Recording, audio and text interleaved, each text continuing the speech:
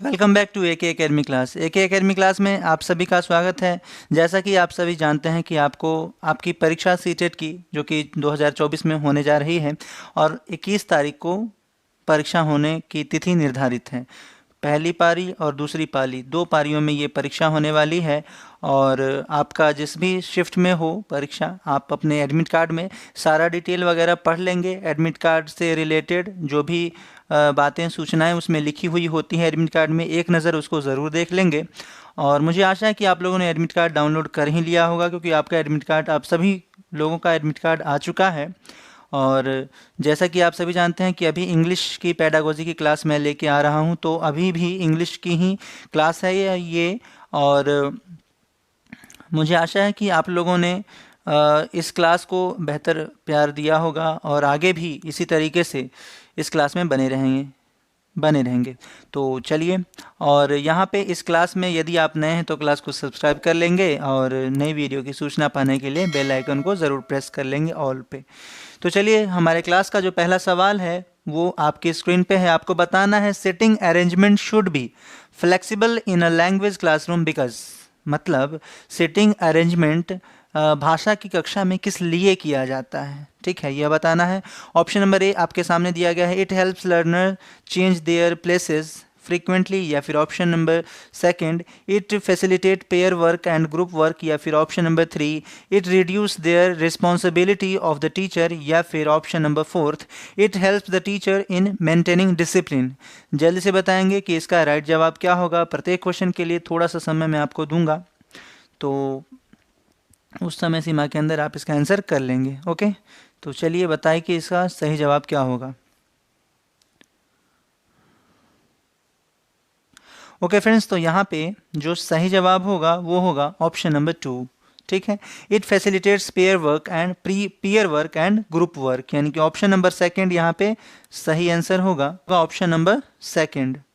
मतलब it facilitate pair work and group work, मतलब क्या किया जाता है, शिक्षक के द्वारा जो भाषा की कक्षा में है छात्रों को सिटिंग अरेंजमेंट किया जाता है कि जैसे कोई अच्छा गुड एबिलिटी का बच्चा हो, यानी कि जिसकी मेंटल एबिलिटी यानी कि आईक्यू लेवल बेहतर है, उसके जस्ट बगल में एवरेज वाले को बैठा देंगे, या फिर एवरेज से भी थोड़ा कम वाले को बैठा देंगे। उससे क्या होगा कि बच्चे एक दूसरे में क्या करेंगे, एक दूसरे का नंबर देख करके या फिर एक दूसरे से सीखने का प्रयत्न करेंगे। जैसे कि वो सोचेगा बच्चा पास वाला, बगल वाला, एवरेज वाला, कि ये तो मुझसे अच्छा कर रहा है, मुझे भी करना चाहिए, या फिर उसके अंदर ये भावना भी आएगी कि मैं भी अच्छा कर सकता हूँ। और या फिर ऐसा भी वो कर सकता है कि उससे पूछ करके कि क्या सही है क्या गलत है। ऐसा आप लोगों ने भी देखा ही होगा कि बच्चे करते हैं कि जो बात उसे समझ में नहीं आती है वो टीचर से ना पूछ के अपने पीयर ग्रुप से, यानी कि अपने सहपाठी से एक बार पूछने का प्रयत्न करता है, ठीक है। तो इसीलिए यहाँ पे ऑप्शन नंबर सेकंड सही होगा जवाब।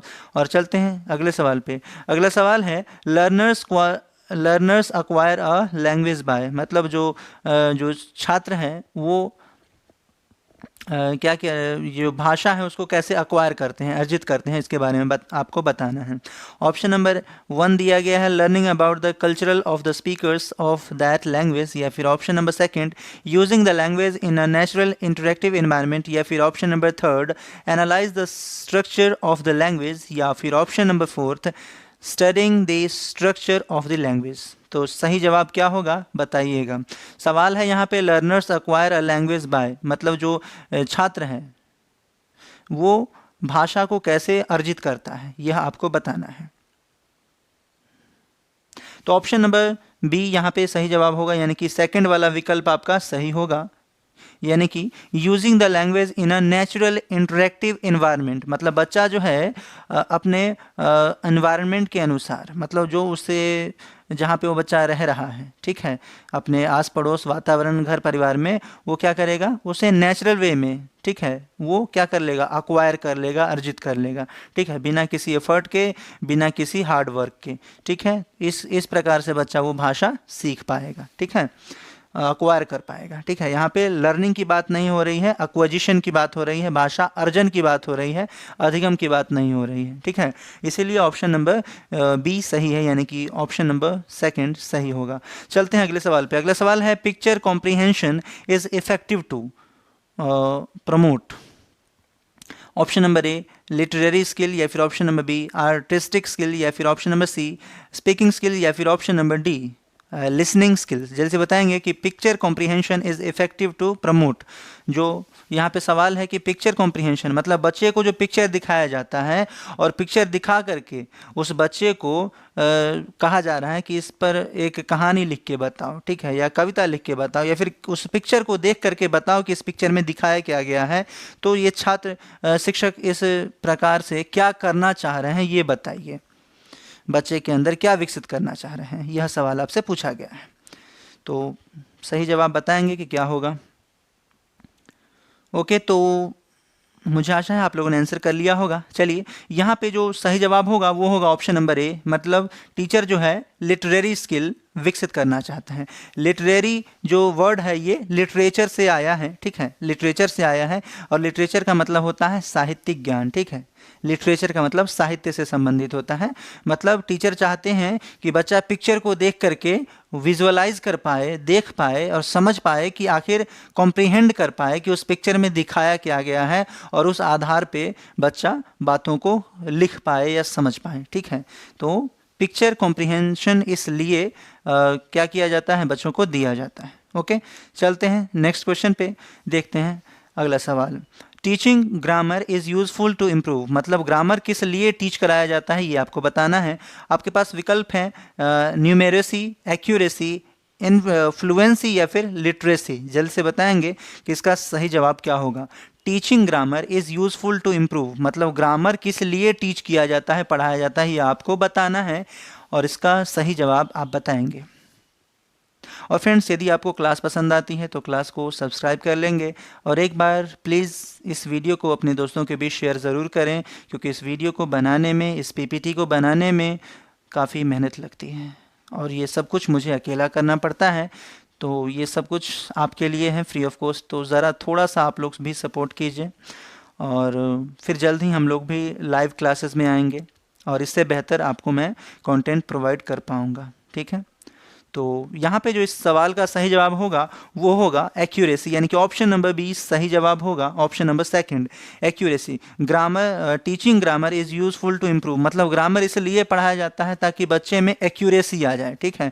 जैसे कि बच्चे को इंग्लिश पढ़ाना है, ठीक है, तो इंग्लिश का ग्रामर पढ़ाएंगे पहले, तभी तो उसे सेंटेंस यानी कि वाक्य जो है शुद्ध तरीके से लिखना आप आएगा, ठीक है। यदि इंग्लिश पढ़ा रहे हैं तो इंग्लिश का ग्रामर पढ़ाएंगे, ताकि वो जो सेंटेंस है वो ठीक से उसका मीनिंग अच्छे तरीके से वो लिख पाए, समझ पाए, ताकि अगला व्यक्ति भी जो उसने सेंटेंस को लिखा है उस सेंटेंस का अच्छे से मतलब समझ पाए।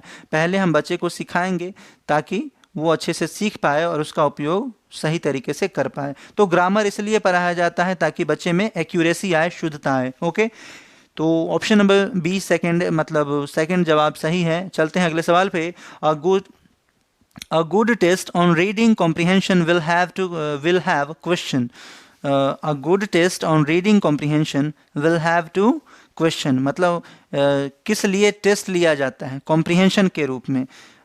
A good test on reading comprehension will have question. Option number ए दिया गया है that test inference, interpretation and evaluation beside comprehension, या फिर option number second that focus primarily on the structures and words used in the text, या फिर option number third है that test the textual knowledge thoroughly, या फिर option number fourth that encourage learners to write answer without errors।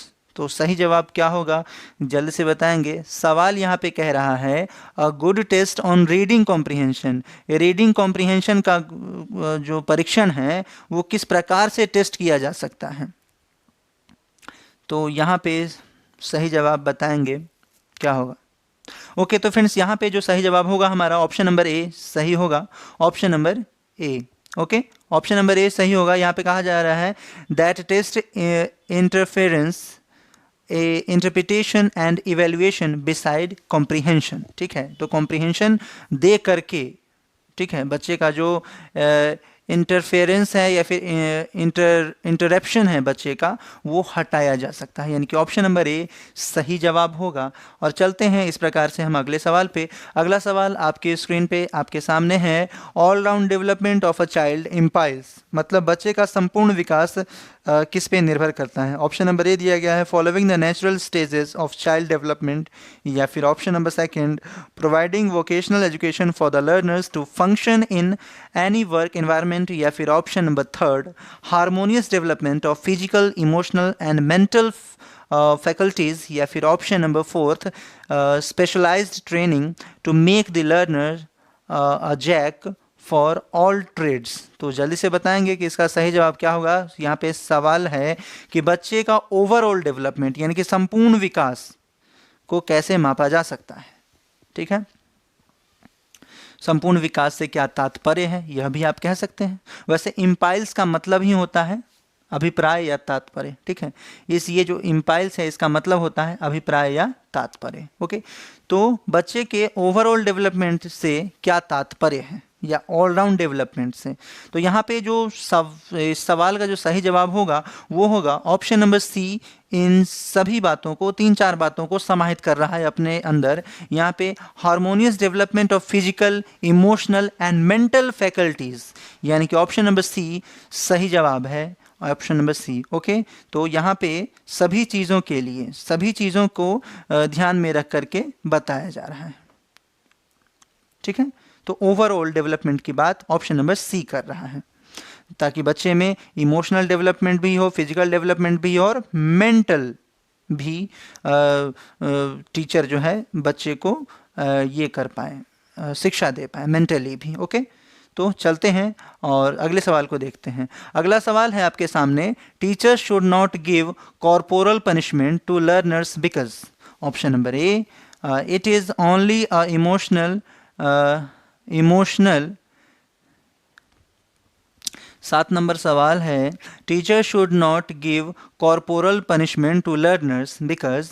Option number A it is only an emotional release for the teachers, या फिर option number second it makes यहाँ से दिया गया है, आप देख सकते हैं ऑप्शन नंबर सेकंड यहाँ से, यानी कि ये it makes parents very angry, या फिर option number third it is risky, या फिर ऑप्शन नंबर फोर्थ यहाँ पे ऑप्शन नंबर फोर्थ दिया गया है it creates stress and fear in learners. ठीक है, इट क्रिएट्स ये है it creates stress and fear in learners. तो यहाँ पे जो सही जवाब होगा इसका वो क्या होगा, जल्द से बताएंगे। सवाल पूछा गया है teacher should not give corporal punishment. सबसे पहली बात कि कॉर्पोरल पनिशमेंट का मतलब क्या होता है, क्या आप जानते हैं? तो जल्दी से बताएंगे कि कॉर्पोरल पनिशमेंट का मतलब क्या होता है। तो कॉर्पोरल पनिशमेंट का मतलब होता है शारीरिक दंड। ठीक है, कॉर्पोरल पनिशमेंट मतलब शारीरिक दंड। ठीक है, तो यहाँ पे teacher should not give corporal punishment to learners because, मतलब टीचर को जो है शारीरिक दंड नहीं देना चाहिए। किस लिए नहीं देना चाहिए ये आपको बताना है।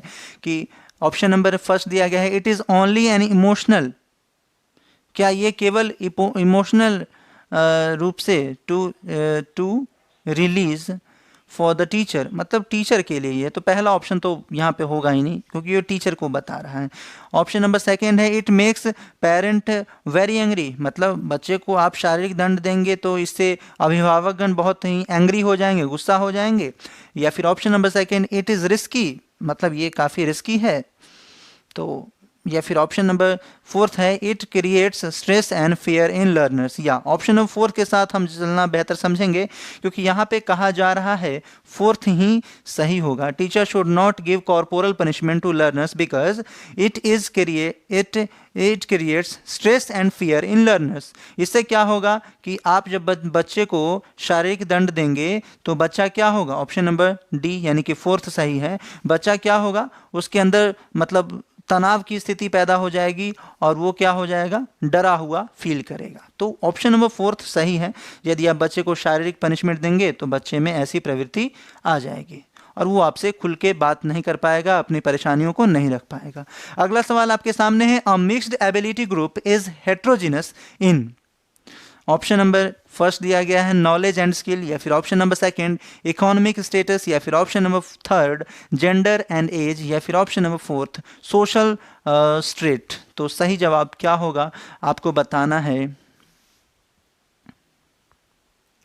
तो यहाँ पे सवाल था a mixed ability group is heterogeneous in, मतलब भिन्न भिन्न क्षमता वाले बच्चे को किस लिए क्या करना चाहिए, ग्रुप बनाना चाहिए। जैसे कि यदि कक्ष में आप टीचर के रूप में आप खड़े हैं तो ऐसा नहीं है कि आप एक ही क्षमता वाले बच्चे को एक साथ बैठाएं और अलग क्षमता वाले को अलग बैठाएं। आप को एक अच्छे शिक्षक के रूप में हेट्रोजीनस मिक्सचर का ये समावेश करना है। जैसे कि यदि बच्चा उच्च एबिलिटी का है तो उसके जस्ट बगल में लो या फिर एवरेज एबिलिटी के बच्चे को, एवरेज एबिलिटी वाले बच्चे को आप उसको रख सकते हैं, जिसका मानसिक आईक्यू हाई आईक्यू वाले से थोड़ा नीचे है, तो उसके बगल में आप इसको बैठा सकते हैं बच्चे को। और जिसका एवरेज है उसके बगल में आप लो एबिलिटी वाले या लो आईक्यू वाले बच्चे को बैठाएंगे। इससे क्या होगा कि बच्चे एक दूसरे से इंटरेक्ट करके सीखेंगे, वार्तालाप करके सीखेंगे, और फिर बच्चे जल्दी सीख पाएंगे इससे। तो यहाँ पे क्या होगा, a mixed ability group is heterogeneous in, मतलब किस लिए किया जाना चाहिए ये आपको बताना था। तो यहाँ पे जो सही जवाब होगा वो होगा option number A, knowledge and skill के लिए हेट्रोजीनस मिक्सचर ज़्यादा प्रभावी होता है। इससे क्या होगा, बच्चे में नॉलेज यानी कि ज्ञान और स्किल यानी कि कौशल विकसित होगा। ठीक है, यानी कि ऑप्शन नंबर ए इसलिए सही है। चलते हैं अगले सवाल पे। अगला सवाल आपके सामने है, comprehensive evolution refers to assessment of, मतलब कॉम्प्रिहेंशन इवेल्यूएशन किस लिए, इवेल्यूशन का मतलब होता है मूल्यांकन, किस लिए किया जाता है। तो comprehensive evaluation refers to assessment, किस लिए इसको रिफर किया जाता है, मतलब क्या, इसको सजेस्ट किया जाता है। Comprehensive evaluation refers to assessment, assessment के लिए यानी कि मूल्यांकन के लिए कॉम्प्रिहेंसिव इवेल्यूएशन का ही सिलेक्शन या चयन किस लिए किया जाता है यह आपको बताना है। ऑप्शन नंबर ए आपके सामने दिया गया है समेटिव असेसमेंट टेस्ट, या फिर option number second co curricular activities, या फिर option number third academic subject, या फिर option number fourth both scholastic and co scholastic areas. तो ठीक है, यहाँ पे comprehensive evaluation refers to assessment of, okay, तो सही जवाब क्या होगा बताइए। चलिए, इसका सही जवाब होगा both co scholastic and co scholastic areas. ठीक है, मतलब comprehensive evaluation refers to assessment, assessment के लिए जब भी बच्चे का असेसमेंट हम करेंगे, मूल्यांकन करेंगे, तो उसके लिए कॉम्प्रिहेंसिव इवैल्यूएशन में क्या क्या चीज़ें शामिल होंगी, तो scholastic and co scholastic areas. ठीक है, यानी कि बच्चे का शैक्षिक और सहशैक्षिक, शैक्षिक मतलब जब आप शिक्षक के रूप में कक्ष के अंदर पढ़ा रहे होते हैं तो वो शैक्षिक। ठीक है, और सहशैक्षिक मतलब जब बच्चा अपने पीयर ग्रुप के साथ जैसे कि छुट्टी हो गया, टिफ़िन के टाइम जो बच्चा आपस में सीखता है, ठीक है, तो बच्चा भी उस बातों को कक्ष में रख पाए कि बच्चा क्या सोचता है या फिर उसने अपने पीयर ग्रुप से क्या सीखा है। तो ये दोनों बातें यहाँ पे हो गई। ठीक है, तो इसी को कहते हैं शैक्षिक और सहशैक्षिक, अंग्रेजी में कहते हैं स्कोलास्टिक और को स्कोलास्टिक, यानी कि ऑप्शन नंबर डी यहाँ पे कॉम्प्रिहेंसिव इवैल्यूएशन के लिए बेस्ट है, option number C, D. Okay, अगला सवाल है आपके सामने, when a teacher ask her students to write a letter after having a group discussion she is, मतलब एक टीचर जो है teacher ask her students to write a letter, एक टीचर अपने बच्चों को कहती है एक लेटर लिखने के लिए, having a group discussion she is, और आफ्टर अ ग्रुप डिस्कशन मतलब एक ग्रुप डिस्कशन के बाद, तो ये क्या टीचर क्या करना चाह रही है ये आपको बताना है। ऑप्शन नंबर फर्स्ट दिया गया है likely to focus the students, या फिर option number second adopting the direct method of language teaching, या फिर option number third integrating different language skills, या फिर option number fourth following a traditional method. क्या होगा सही जवाब, तो जल्दी से बताएंगे कि क्या होगा सही जवाब।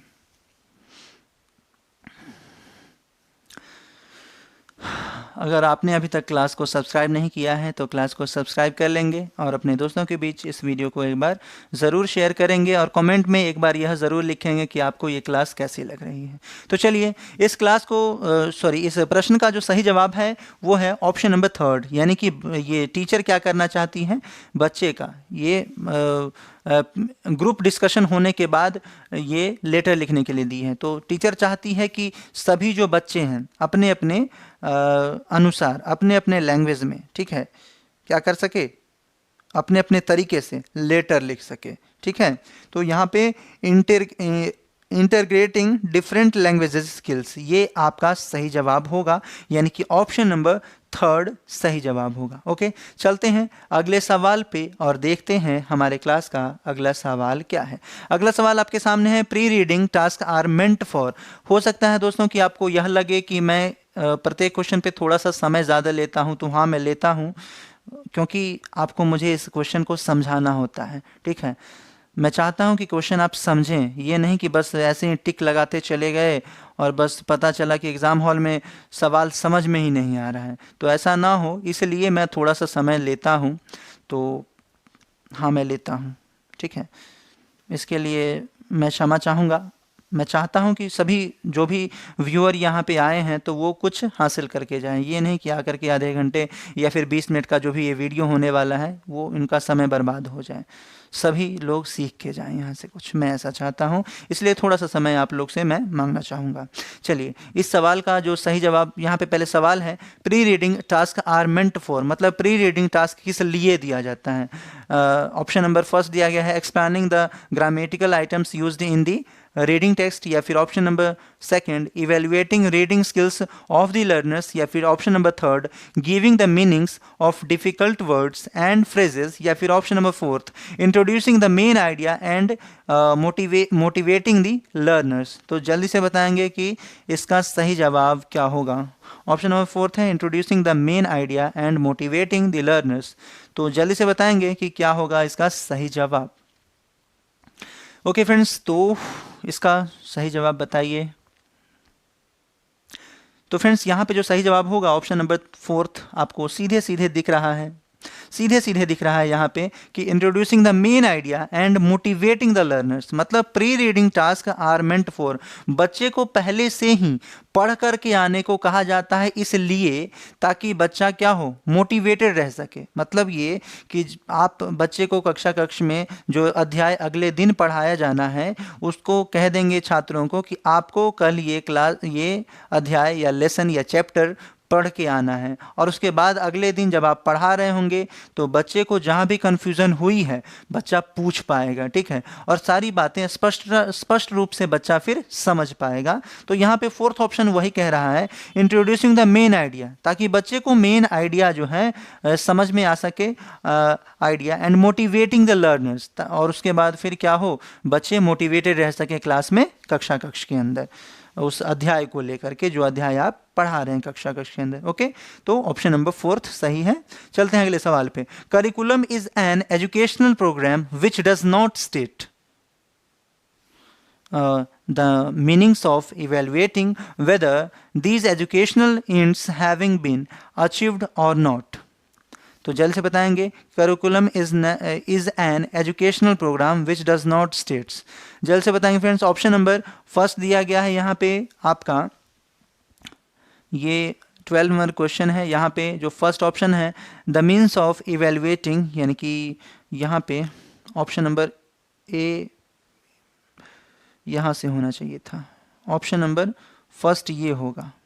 Option number 1 the means of evaluating whether these educational ends have been achieved और नॉट, या फिर option number 2 the lesson planning details of the topics, या फिर option number 3 the educational purpose of program, या फिर ऑप्शन नंबर 4 द कंटेंट यानी कि material, teaching strategies and learning experience which will be necessary to achieve this purpose. तो सही जवाब क्या होगा। सवाल था यहाँ पे curriculum is an educational program which does not state, curriculum का जो एजुकेशनल प्रोग्राम है उसमें क्या चीज़ शामिल नहीं किया जा सकता या नहीं किया जाना चाहिए। Curriculum is an educational program which does not state, ठीक है, करिकुलम के लिए एजुकेशनल प्रोग्राम में क्या शामिल नहीं किया जाना चाहिए, ये आपको बताना है इस सवाल में। इस सवाल का सही जवाब क्या होगा जल्द से बताएंगे। ओके तो फ्रेंड्स यहाँ पे जो इस सवाल का सही जवाब होगा द ऑप्शन नंबर ए, यानी कि the means of evaluating whether these educational aims have been achieved और नॉट। ठीक है, ऑप्शन नंबर ए सही जवाब होगा। चलते हैं हमारे क्लास के अगले सवाल पे, देखते हैं अगला सवाल आपके सामने है। Speaking skills can be best evaluated by enabling the learners to.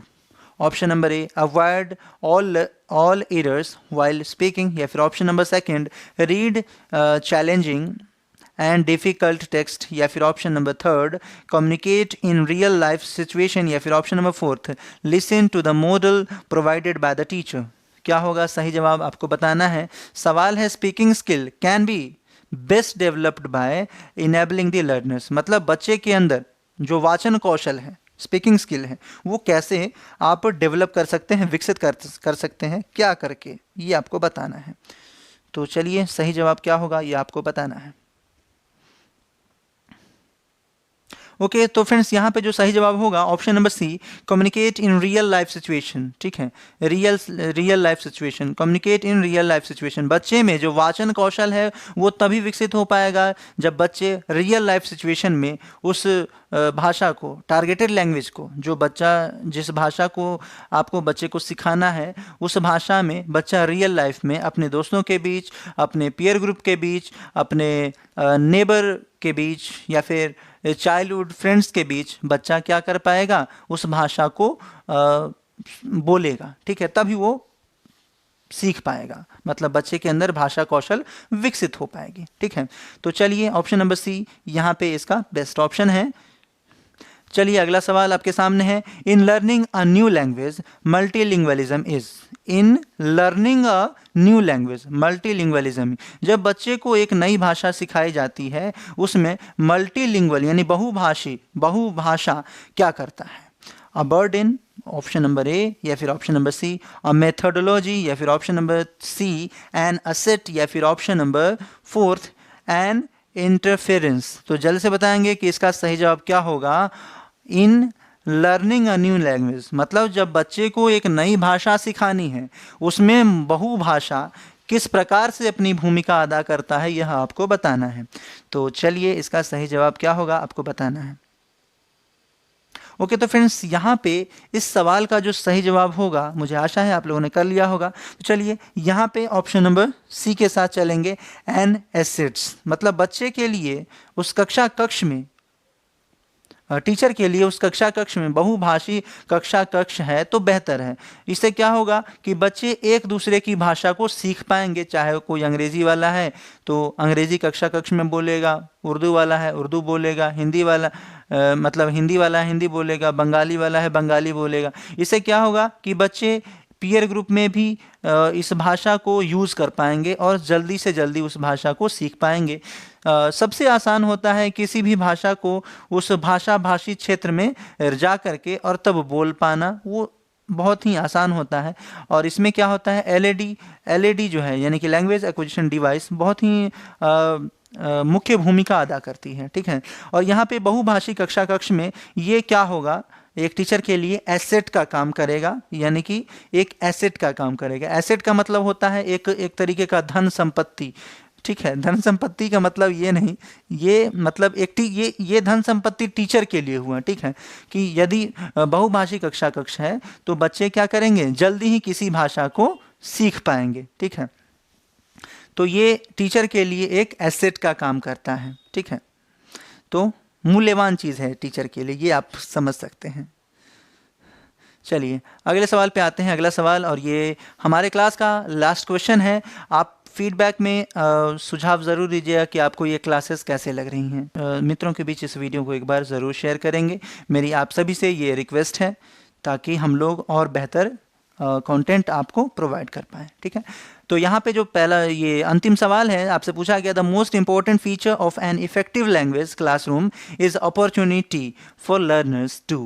Option number first imitate, option number second relax, या फिर ऑप्शन नंबर थर्ड इंटरेक्ट, या फिर ऑप्शन नंबर फोर्थ इवेल्युएट। सवाल था the most important feature of an effective language classroom is opportunity for learners to. तो यहाँ पे तो सही जवाब क्या होगा, यानी कि बच्चे के लिए इंपॉर्टेंट फीचर्स क्या है ऑफ इफेक्टिव लैंग्वेज क्लासरूम, मतलब प्रभावी भाषा की कक्षा में कौन सी फीचर को आप विशेष भूमिका के रूप में मानेंगे। क्या इमिटेशन को, इमिटेशन का मतलब होता है नकल करना, ठीक है, ठीक, नकल करके बोलना, या फिर ऑप्शन नंबर सेकंड है रिलैक्स, मतलब रिलैक्स करेंगे बच्चे, रिलैक्स करके कैसे सीखेंगे। ऑप्शन नंबर सेकंड इंटरेक्ट, बच्चे इंटरेक्ट करके सीखेंगे, वार्तालाप करके, एक दूसरे से डिस्कशन करके, या फिर ऑप्शन नंबर फोर्थ है इवेल्युएट, मतलब मूल्यांकन करके। तो यहाँ पे सबसे बेस्ट ऑप्शन आपके सामने है और मुझे लगता है आप लोगों ने कर भी लिया होगा आंसर। तो यहाँ पे ऑप्शन नंबर सी क्या कहते हैं इसको, ये इंटरेक्ट करके बच्चा सीखेगा, ठीक है। तो ऑप्शन नंबर सी के साथ चलेंगे और यहीं पे हम अपनी क्लास को बाइंड अप करते हैं। मिलते हैं फिर नेक्स्ट सेशन में जल्द ही आप सबके बीच, तब तक के लिए जय हिंद।